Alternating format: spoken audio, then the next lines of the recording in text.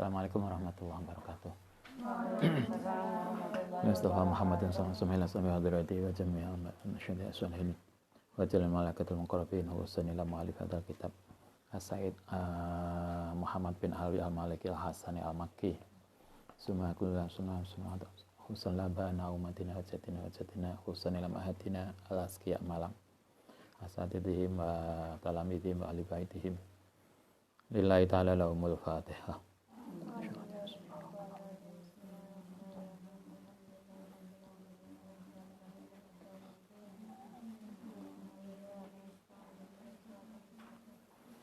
Bismillahirrahmanirrahim. Kita lanjutkan halaman 13. Min adabil israti, tentang etika pergaulan baina zaujaini, antara suami istri. Ini lebih spesifik. Kalau kemarin masih bicara keluarga. Nah, sekarang lebih spesifik apa yang harus dilakukan oleh suami dan apa yang harus dilakukan oleh istri. Amara perintah sapa Allah Ta'ala bimu'asarati nisa'i, telan mergauli istri bil ma'rufi, dengan baik. Secara spesifik Allah memerintahkan suami untuk bisa berhubungan dengan istri, bergaul dengan istri dengan ma'ruf. Ala hasbima, sesuai dengan kadari barang jabalahunna alaihi, dengan wataknya perempuan. Min naksil akli, krono kekurangane penalaran wa dini lan agama.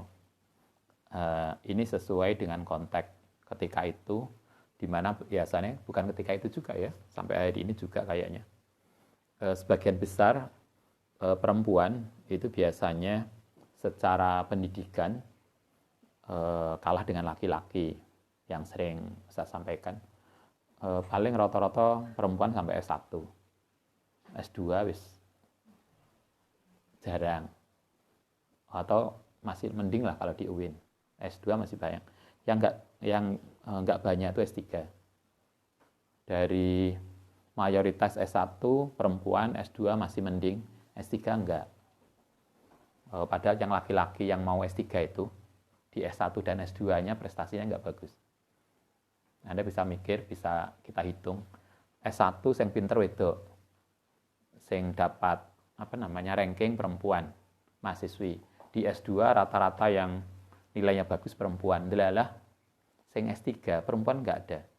Sing enek laki-laki, sing S1 dan S2 ini nilainya pas-pasan itu. Sehingga alumni S3 itu kan akhirnya enggak jelas. Karena dari input yang gitu-gitu.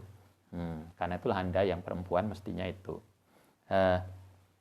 Kebanyakan perempuan itu kalah secara nalar dan agama karena akses pendidikan yang terbatas. Kamakola kaya oleh ngendika sapa Kanjeng Nabi, maroa itu rani ngali sapa ingsun nakisati aklin, orang yang kurang dari sisi penalaran wadinin lan agama, adhaba yang lebih berharga lilubi hazimin mi dauna, dibanding perempuan.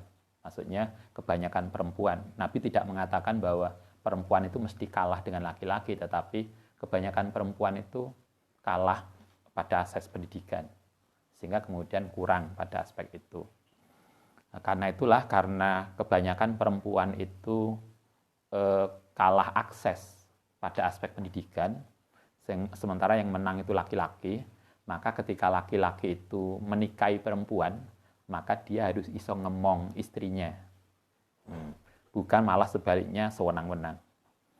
Walihada qala Nabi sallallahu alaihi wasallam, khairukum utai sebaik-baikmu iku khairukum, sebaik-baik sira kabeh li ahlihi.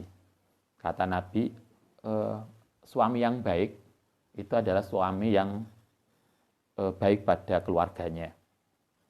Sehingga kalau ada suami itu kasar pada keluarganya, maka itu bukan suami yang baik. Ada orang tua, ayah kok kasar pada keluarganya, maka berarti tidak baik. Wa ana utai ingsun iku khairukum, sebaik sira kabeh li ahli maring keluargaku. Kala ngendika sapa Ali bin Abi Thalib, aklul mar'ati utai pesonane seorang perempuan iku jamaluha, kecantikannya. Karena itulah perempuan maca itu memang yo kodrate. Pesona perempuan itu pada dandanannya. Perempuan kok gak dandan, kan gak ketok perempuan nih maksudnya. Jadi biasalah itu Sayyidina Ali justru pesona laki perempuan itu jamaluha. Wa jamalul rajuli utai pesonane laki-laki iku akluhu, akalnya. Laki-laki itu pesonanya pada tingkat nalarnya. Kalau perempuan pesonanya pada kecantikannya. Sehingga karena itu lumrah kalau Anda bisa lihat kecil, kalau kita punya anak kecil tanpa harus dilatih, biasanya sing wedok dolanane itu macak-macakan. Yo kayaknya memang itu gawan bayi. Sing laki-laki kan nggak pernah tuh macak-macakan. Bal-balan, bongkari mainan, yang itu semua melatih nalar. Kayaknya memang begitu. Karena itu Ali mengatakan justru perempuan itu pesonanya pada kecantikannya. Karena itulah santri itu harus matching. Ya kok matching apa? Yes, pokoknya ngono kuwi lah. Pokoknya funky. Itulah macak yang santri itu kan harus tampil cantik, tampil modis. Ojo kok santri itu keluar terus bajunya enggak distrika, mari ngono ngantukan. Itu jadi kalau kita orang tuanya itu kan sedih banget tuh. Masa dua anak santri situ ngantukan, klambine klumbrut. Santri itu harus rapi. Yo, kalau Anda ke kampus, bukan hanya ke kampus ya, kemanapun jangan kemudian mikir, alah ning omah aja nggak usah macak, enggak. Di rumah pun harus rapi. Nabi itu sangat rapi. Kalau hadisnya Sayyidah Aisyah, Nabi itu sangat rapi sehingga saking rapinya Nabi itu tidak pernah meninggalkan bawa sisir. Jadi rambutnya mesti rapi. Nabi loh rapi. Mosok santri gak tahu sisiran. Mari ngono. Sisiran orang kading itu nggak serit. Lah ini santri gak ono sing nggak serit. Kan bersih. Sehingga yang sering jadi kita dandan. Kalau kita dandan itu bukan karena keluar rumah, bukan. Jadi Anda jangan salah, kita sering ibu-ibu kalau Anda jadi istri sering terjadi itu lak ning omah gak ngopeni awake, gawe daster sing wis gak karo-karuan iku ambune. Wis bolong kabeh, wis gak karo-karuan. Baru lak dandan mau keluar. Jadi jangan hanya rapi ning mau keluar. Ning omah wis gak jelas. Sama dengan kita nutup aurat, itu kan juga bukan hanya kalau keluar toh, di rumah pun kan kita juga harus tetap nutup aurat. Bukan kemudian lah keluar pakai brukut, ngomah pakai celana pendek. Enggak. Kita masih ingat aurat sesama perempuan paling enggak di bawah lutut. Jangan pakai celana pendek, walaupun di rumah. Karena itu tetap aurat kita yang harus kita jaga. Ustadz itu sejak tamat SD nggak pernah punya celana pendek. Jadi begitu tamat SD semua celana pendek nggak ada. Oleh ibu itu langsung diganti celana panjang semua. Itu sejak kita SD, tamat SD. Nah, kita juga begitu. Karena memang begitulah kita, artinya kita itu nutup aurat itu karena memang itu aturan kita. Kita macak, berhias karena memang itulah ajaran kita. Jadi kita tampil rapi itu bukan karena kita keluar. Bukan kok karena pengen ketemu dosen kemudian mandi. Akhirnya kalau gak ketemu dosen, neng pondok berhari-hari gak mandi. Enggak. Ya mandi itu kan yo karena memang ben resi. Jangan sampai kemudian teman sekamar. Fa in karihtumuhunna, mongko lamun tidak suka sapa sira kabehuna ing istri, fa asa yang mongko ana apa takrohu ento ora suka sapa sira syai'an ing sesuatu wa yaj'alu wa ala menjadikan sapa Allahu fi indal syai'in khairan yang kebaikan. Kata Allah Ta'ala, kalau kita sudah memilih istri, kalau Anda sudah memilih suami, pada perjalanan berikutnya kemudian kita menemukan sesuatu yang enggak baik, maka jangan segera kecewa. Karena sangat mungkin sesuatu yang tidak baik yang ada pada pasangan kita itu justru adalah membawa sesuatu yang baik di kemudian harinya. Nek bojone apa namanya? Tangannya kasar banget, padahal bayangannya punya istri yang tangannya selembut sutra. Ternyata kayak parut tangan istrinya. Kita bukan berarti kalau tangan istri kita itu nggak lembut, bukan nggak baik. Sangat mungkin kan kemudian itu justru kebaikan untuk kita. Karena dia tangannya agak tebel, akhirnya kan nggak gampang kelusupan. Misalnya kan begitu toh. Tapi yang pasti kita diajarkan oleh Allah, kalau kita menemukan sesuatu yang kita tidak suka pada pasangan kita, pada suami kita, pada istri kita, maka sangat mungkin Allah itu membuat justru kebaikan keluarga kita itu dari situ. Karena itulah kita tetap diajarkan wa asiruhunna bil ma'ruf. Kalau suami harus menggauli istrinya dengan baik, begitu juga istri. Perintah ini sampai waqala ta'ala fa'amsikuhunna bil ma'ruf. Yang jelas hubungan suami istri itu harus dilakukan dengan ma'ruf, walaupun mungkin kita ada sesuatu yang nggak suka pada perilakunya. Karena itu kan sering kemarin kan diingatkan, kalau ada yang nggak suka, maka kalau ada sesuatu yang kita nggak suka pada watak istri dan suami kita, maka ingatlah pada bagian yang kita suka. Dari sekian yang nggak suka kan aneh toh, yang kita suka. Karena dulu ketika kita naksir dia, itu kan dulu ada yang Ustadz masih kecil, ada orang yang ke rumah curhat saat ribut dengan suaminya.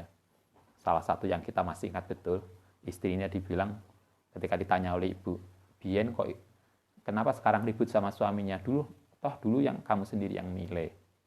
Dia mengatakan, iya dulu tuh kan saya terkesengsem karena senyumannya. Senyuman suaminya itu luar biasa. Sampai rasa turu. Karena itulah dia suka. Karena itulah ketika kemudian ribut dengan suaminya, bayangkan dulu ketika kita naksir berat sama dia. Carilah nilai-nilai positif pada suami kita, pada istri kita. Faqad ja'a mongko teko anak husnal khuluqi sak temene perilaku yang baik iku dhahaba senilai bi khairid dunya wal akhirah. Orang yang akhlaknya baik itu nilainya sama dengan kebaikan dunia dan akhirat. Masih ingat kalau kita nikah, mungkin ketika pacaran saya dipikir ayune dan karung gandenge. Tapi lawis nikah, cantik dan ganteng itu menjadi tidak berharga ketika suami kita itu mangan hati. Sehingga kan kemudian kita diajarkan gak popo, gak ganteng, tapi perhatian. Jadi akhirnya kan akhlaknya yang tidak lagi fisik, tapi akhlak. Kanjeng Nabi ngendikane di sini dikatakan orang yang punya perilaku baik itu nilainya sama dengan kebaikan dunia akhirat.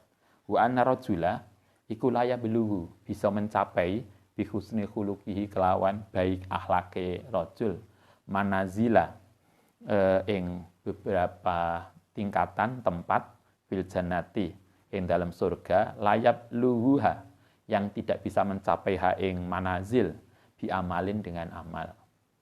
Wa husnul khuluqi utai baike perilaku iku jamiun mengumpulkan lil mukarramati maring segala sesuatu yang dimuliakan jumlatan. Intinya dengan akhlak yang baik orang itu akan bisa mencapai derajat yang tinggi walaupun mungkin amalnya biasa-biasa. Waman hasuna, waman sapane wong hasuna yang baik apa khuluqu akhlake ma'a ahlihi sartane keluargane man asa mongko bakal hidup sapa man fi buhatin ing dalam kemakmuran minas saadati saking kebahagiaan wa ngurumtil hanai lan kesenangan. Kalau suami istri itu punya akhlak yang baik, maka keluarga itu akan mendapatkan kemakmuran dan kebahagiaan. Sementara kalau suami istri tidak punya perilaku yang baik, maka neraka. Anda masih ingat dulu ada malam apa ya dulu di Metro Mario Teguh. Ada toh dulu, sekarang tidak tahu kemana. Yang Ustaz masih ingat itu ada suatu ketika ada orang-orang yang ribet dengan keluarganya.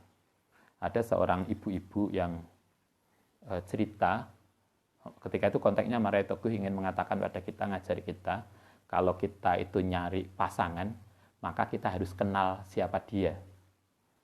Jadi, lain nyari suami, itu kita harus tahu dia. Dia itu sopo. Dia itu sopo itu bukan hanya nama dan tanggal lahir loh ya. Wis kenal mbak, wis akrab Ustaz.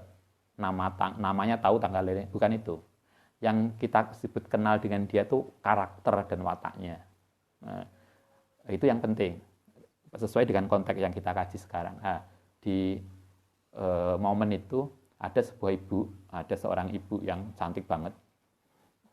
Kemudian dia cerita bahwa dulu ketika dia dilamar oleh suaminya itu kakak kelasnya di S1, yang suaminya itu orang kaya, ganteng kaya, sehingga dia menjadi idola kampus.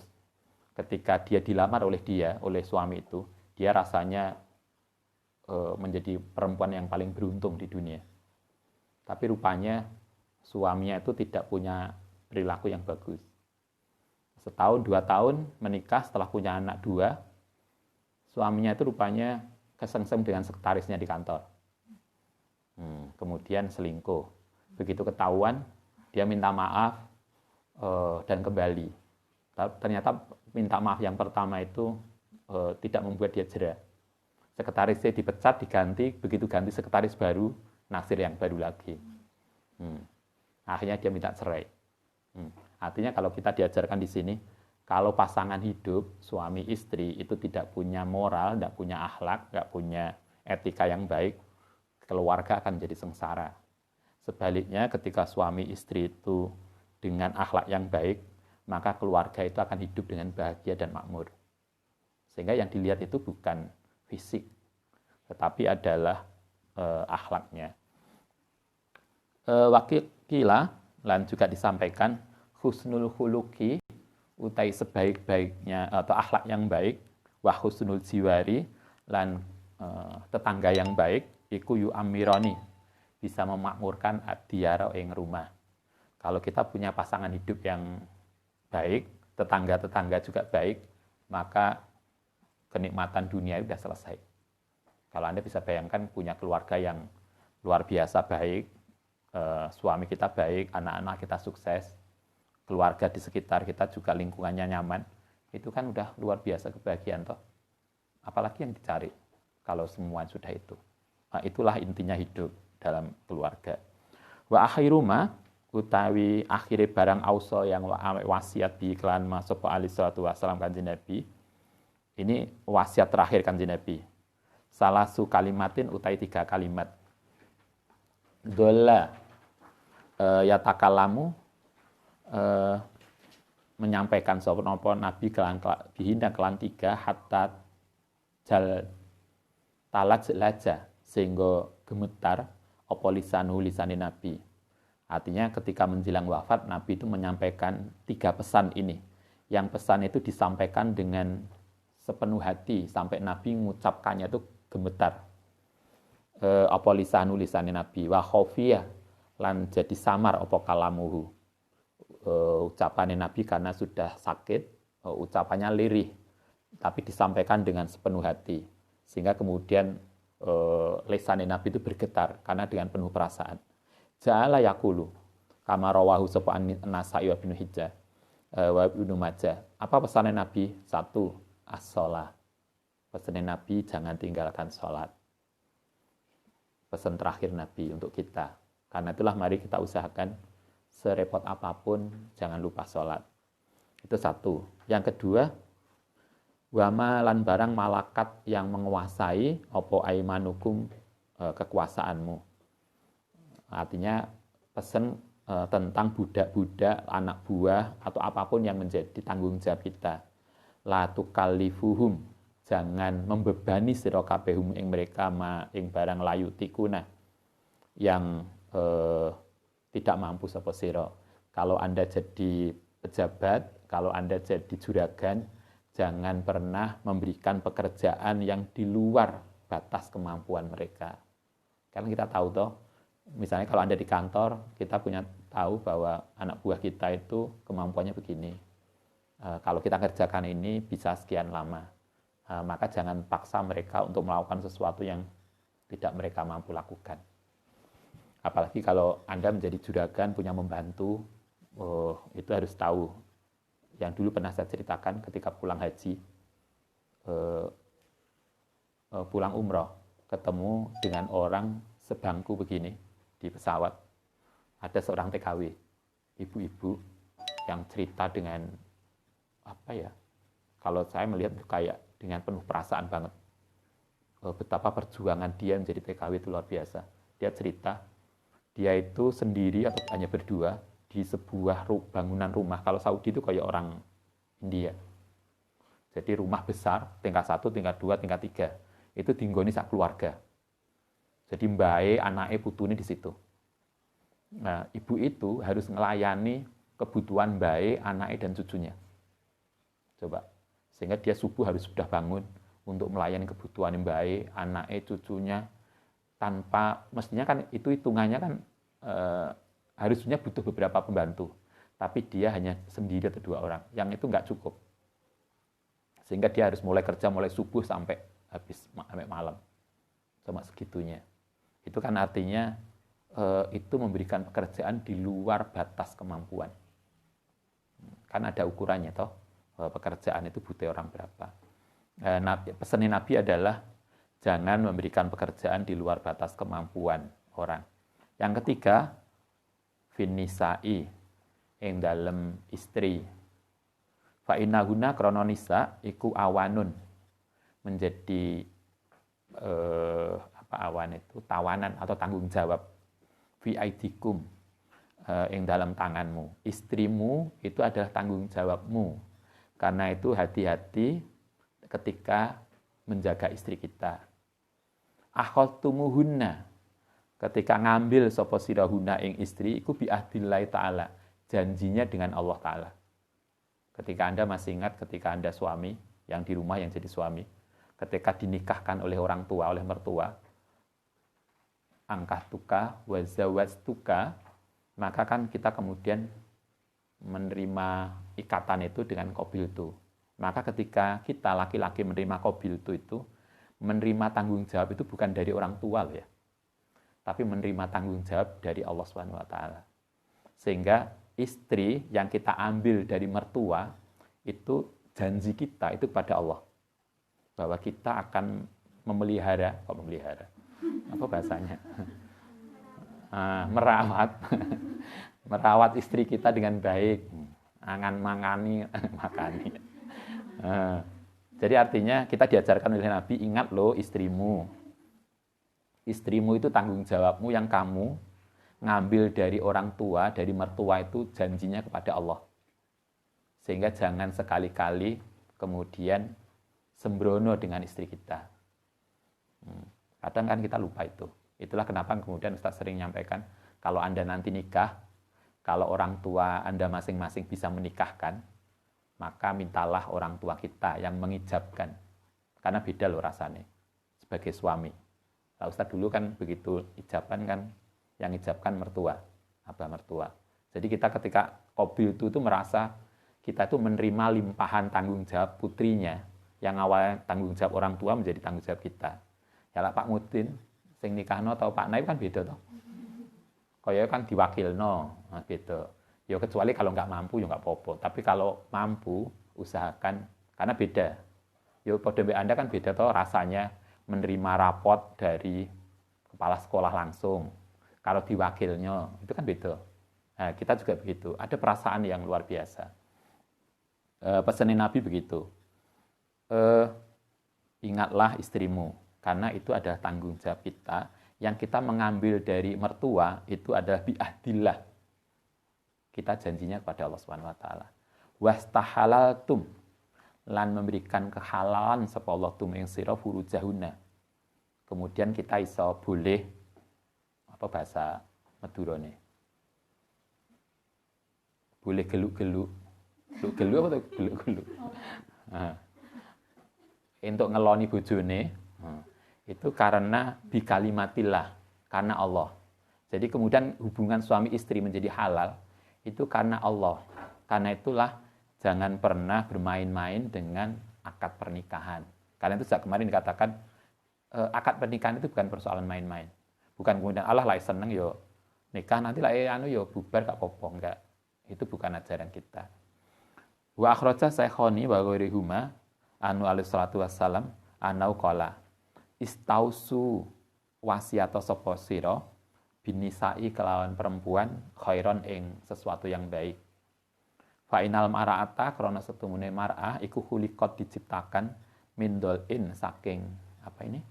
Tulang iga. Katanya perempuan itu diciptakan dari tulang iga rusuk. Tulang rusuk. Lah iga itu kan koyok sapi. Apa? Iga bakar ya. Nah, dari tulang rusuk, yang tulang rusuk itu dekat dengan hati karena agar perempuan itu dekat dengan hati. Wa inna a'wadza syai'in sak temene bengkoke sesuatu fidol iku a'laha bagian atas.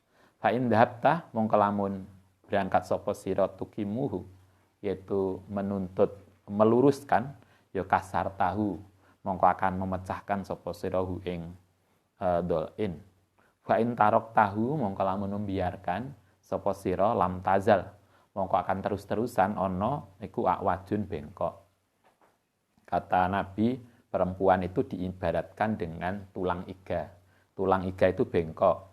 Kalau dibiarkan, dia akan tetap bengkok. Kalau dipaksa lurus dengan keras, dia akan patah. Artinya, kalau ingin meluruskan, ya pelan-pelan. Diomongi, gak kena diomongi ya. Diomongi maneh. Nah, kan begitu. Oke. Nah, sekarang kita lebih spesifik. Wamin husnil israti rajuli itu termasuk perilaku baiknya seorang laki-laki lil mar'ati maring perempuan. Apa yang harus dilakukan oleh suami termasuk perilaku baik dari seorang suami terhadap istri adalah ini kayaknya suami-suami harus tahu. Ayat tahammala ingin to bisa menerima adaha ing sikap buruke istri. Jadi lah istrinya cerewet, yang sabar itu suaminya. Justru yang kayaknya ndelok hadis ini, yang banyak sabar itu justru ada suami. Yang boleh marah itu istrinya. Suami nggak boleh marah. Yang boleh marah itu istri. Dan kalau istri itu marah, suami tidak boleh memasukkan marahnya itu dalam hati. Kayaknya, jadi apapun yang dilakukan istri, misalnya dia cerewet, marah, macam-macam, maka suami yang harus dilakukan adalah menerima itu dengan sabar, tidak boleh membalas, dan tidak boleh memasukkan dalam hati. Karena itulah kenapa sahabat, Anda masih ingat Umar bin Khattab itu kan pernah dimarahi istrinya. Ada seorang sahabat, istrinya sering marah, kemudian dia lapor ke Umar. Maunya meminta keadilan. Kok bolak-balik istrinya marah-marah. Begitu nyampe Umar, ternyata di rumahnya Umar itu juga dimarahi istrinya. Akhirnya dia pulang. Begitu pulang, Umar tahu, kenapa engkau pulang? Padahal kau belum ketemu saya. Kata orang itu, saya itu mau melaporkan perilaku istri saya. Ternyata podo ae. Nah, Nabi juga begitu. Jadi kan Anda masih ingat ada konspirasi para istri Nabi. Ada toh kemudian di monumenkan dikutip oleh Al-Qur'an. Jadi beberapa istri Nabi dalam riwayat itu pernah konspirasi untuk demo ke Nabi. Nabi kan nggak balas. Artinya menghadapi itu dengan sabar. Kemudian Allah lah yang membelani Nabi. Nabi nggak kemudian, oh ini macam-macam. Ganti. Enggak. Karena itu kan Anda juga bisa lihat di dunia binatang, binatang paling buas itu singa. Tapi dalam banyak kasus, Anda bisa lihat dalam banyak kasus, banyak kejadian di mana singa jantan itu diem aja ketika dimarahi singa betina. Karena itu kan banyak kemudian muncul. Kalau bapak-bapak itu hebat, kemudian di rumah istrinya marah-marah dan bapak-bapak itu diem nggak menjawab, berarti bapak-bapak itu singa. Sini ajarannya adalah suami itu salah satu yang harus dilakukan oleh seorang suami adalah ayatahammala adzaha, yaitu sabar menghadapi perilaku kurang baik atau sesuatu yang tidak enak yang dilakukan oleh istri. Waqat amara lan teman-teman perintah sapa Allah taala bil muasaratin nisa'i dengan menggauli para istri bil ma'rufin. Nah, Allah taala mematok bahwa suami itu harus menghadapi istrinya dengan baik. Kama amara bi musahabatil walidain. Artinya apa yang harus kita lakukan sebagai suami untuk berbuat baik pada istri itu sama seperti yang kita lakukan ketika kita menghadapi orang tua.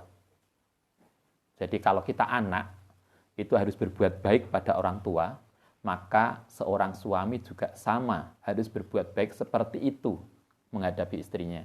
Nah, karena itu di sini dikatakan begini, amarallahu bimu'asaratin nisa'i bil ma'ruf kama amaro, kaya oleh perintah sapa Allah bimusahabatil walidaini, kaya berhubungan dengan kedua orang tuanya bil ma'rufi dengan baik juga.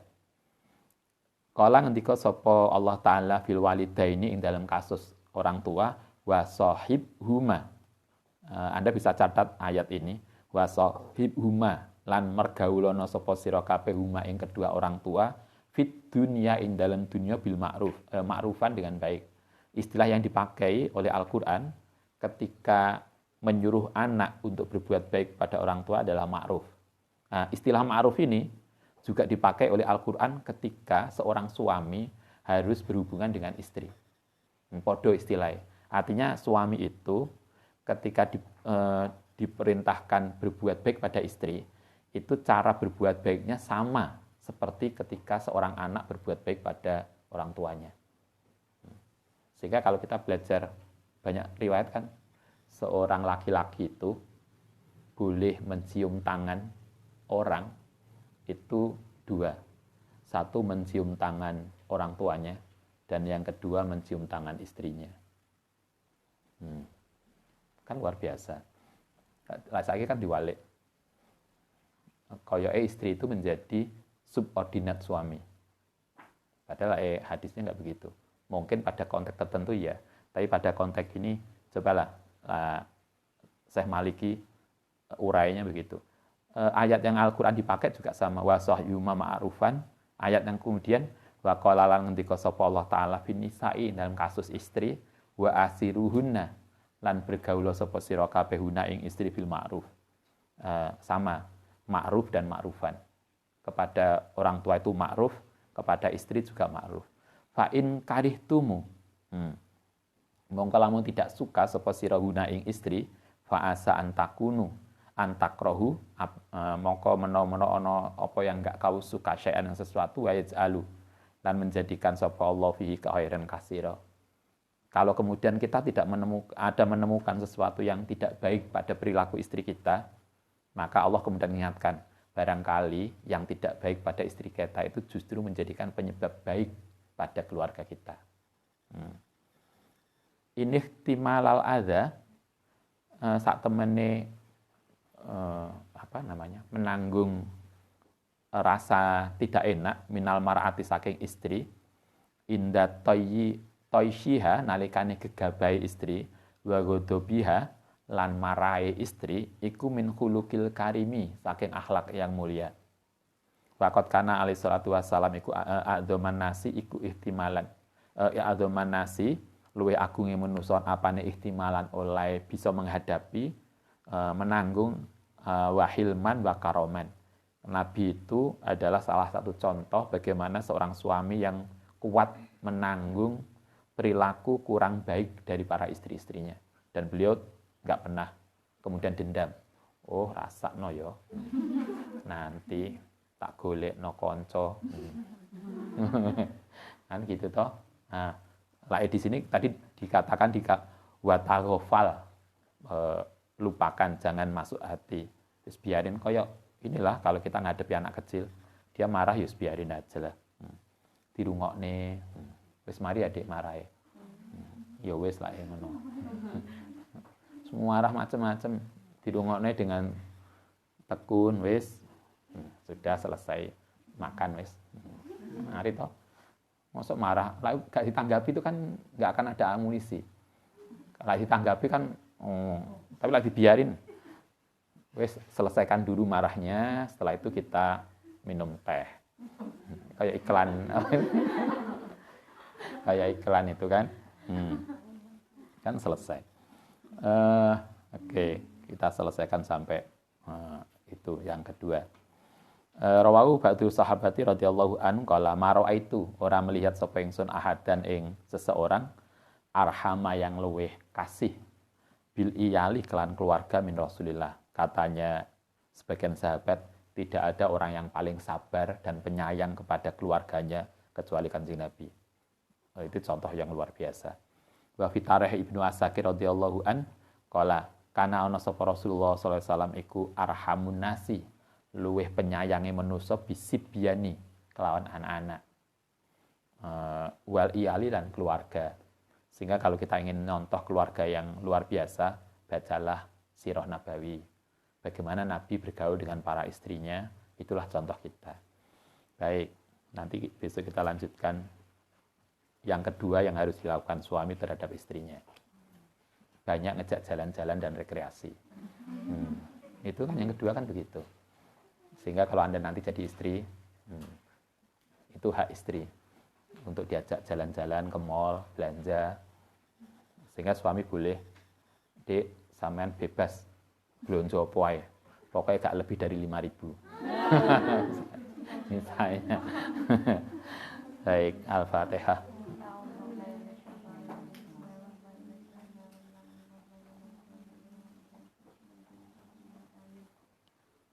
Rabbana fa'na bima 'allamtana wa fikallimna wa tifa'una rabbi faqihna wa faqih alana wa qarabati lana fidina Rabbana fa'na bima 'allamtana rabbi 'allimna ladzi yanfa'una rabbi faqihna wa faqih alana wa qarabati